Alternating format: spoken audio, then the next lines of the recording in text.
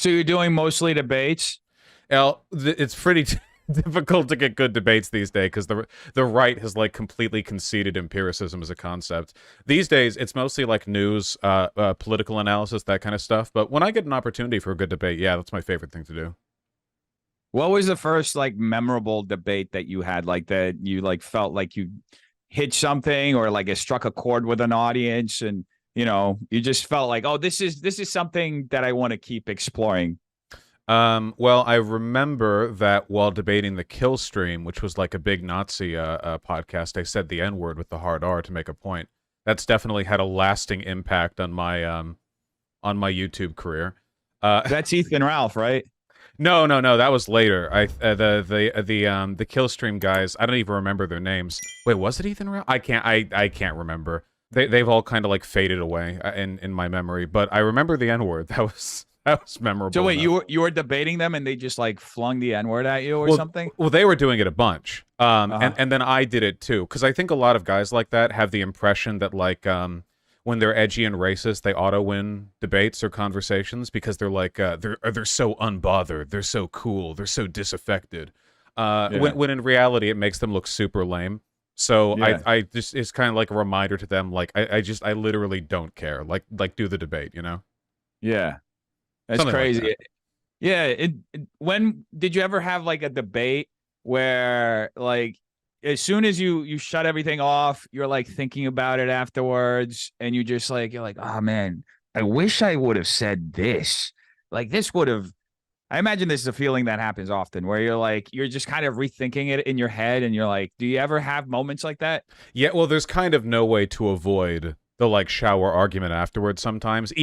Even if you do super well in a debate and you feel like you crushed or whatever, you're always like, oh man, at 37 minutes and 14 seconds in, I could have said this and that would have ended the career. And like Yeah, it's yeah, yeah. I think it's pretty unavoidable. For the most part, I try not to because again, I think it's like an inevitable part of having disagreements with people that you reflect in it and you try to like redo it in your head.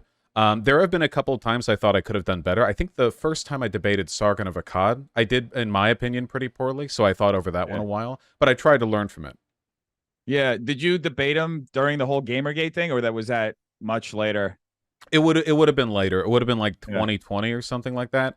But we Gotcha. had a debate on like he wants England to be an ethno state or something. We had a debate about that. It He was wanted what?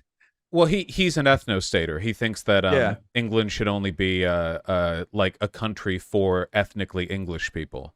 No Which way. Is that like unironic? I'm sorry. I'm like not familiar with him or any other stuff. He like for anybody who's not familiar with him, like is that like that's his like whole premise to hit everything. He's like No, an ethno no, stick he guy. explicitly said that. I'm not reading between the lines. He Oh directly said shit. that. So, Yeah. he's only gotten worse since then. But we talked about that and some other stuff, and it was pretty fun.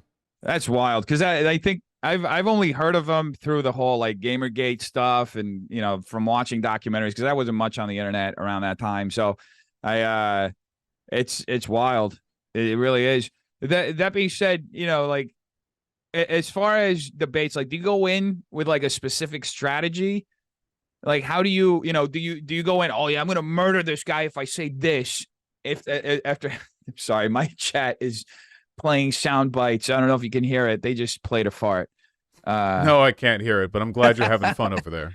yeah, they just played a fart. It just caught me by surprise. But yeah, so yeah, just do you ever go with like a specific strategy?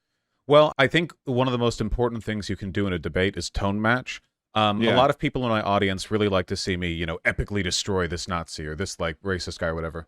yeah, And I enjoy that too. But no matter how bad the opinions of a person are, if you go at them like super aggro when they're coming across chill, even if they're being completely disingenuous, you risk like kind of alienating a person who might be more convinced by tone than by like the actual substance of the argument. So I think it's important to go into most debates with a kind of open mind when it comes to how it's going to unfold. And ultimately, your goal is like, all right, what will the winning shot here be? Is my goal to like present an argument they can't defeat, or is it to make them look stupid? And depending on the kind of person you're talking to, either one of those might be the right direction to go. yeah. I'm really interested with that whole debate thing because I'm not really a part of like the debate. I guess quote unquote. There's like a kind of a derogatory way of referring to it on the internet of like the debate, bro, debate me, bro, whatever it is thing, right? where people like kind of, I've seen Hassan like make fun of that, like people who debate on the internet like that. But I do find it like there really is like a way of, like doing it art, like in a artful way to say it, where like the way you just described, where you're not like just turning it into people essentially butting heads and entrenching themselves into the, like, into their side and just making situation like the whole conversation worse. I've actually had that happen to me where I like lost my cool in a debate and it just like looked awful on my end. So I totally understand what you're describing now of like, it's much better to just like sit and kind of just talk things through, even if you have like a massive disagreement with a person. Yeah, well, I think the bad reputation to a large extent comes from the fact that if a person is being kind of like annoying and overly aggressive, Yeah. you can make a debate out of anything. Sometimes, in fact, and this sounds weird to say, but it's really true if you think about it. It's possible to be correct, but then in advocating for the correct thing, to be wrong.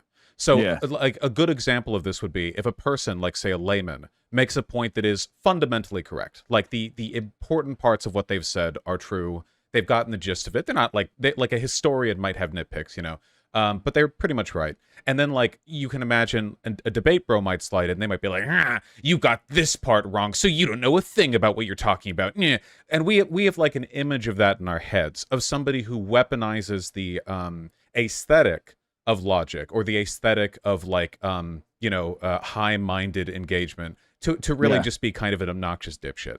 And that's a thing that can happen, for sure. But debate as a whole, like as a concept, the ability to directly challenge bad ideas, that's not only is that really important, it's also fundamental to human communication. So there's no getting away from it. It's just a matter of doing it well.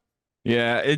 If you were like, let's say there's somebody who's watching right now and they're like, yeah, I really would love to be a part of this like whole debate culture or whatever on YouTube or on social media. Like, what would be the first thing you tell them to watch out for? And then another thing that would be good for them to explore so that they can kind of find their own voice. Well, being right is obviously really important, but the most interesting part of doing the whole debate thing isn't just being right, it's finding the best way to convince people that you are right. So oftentimes it's more like a rhetorical exercise. There are some issues where being right are super easy, like climate change. We've had the dealio on climate change for a good long time. We know what's going on there. But does it change the fact that it remains this like hot button issue?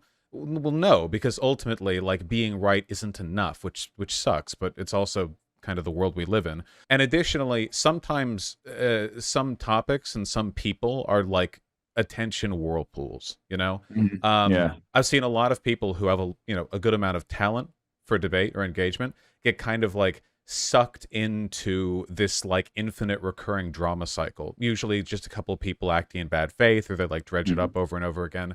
And that can never end sometimes. So I think it's just, you have to be smart with your time and attention, but there's always room for more of it, right?